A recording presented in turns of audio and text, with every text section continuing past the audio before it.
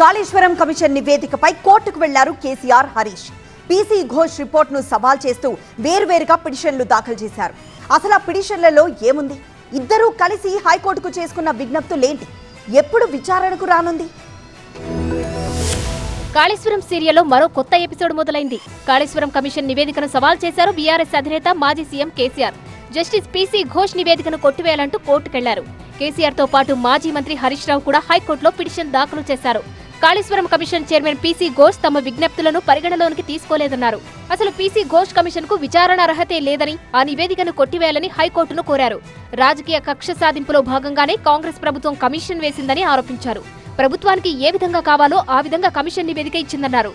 PC Ghosh రిపోర్టును నిలిపివేస్తూ ఆదేశాలు ఇవ్వాలని హైకోర్టుకు విజ్ఞప్తి చేశారు కేసీఆర్ అండ్ హరీష్.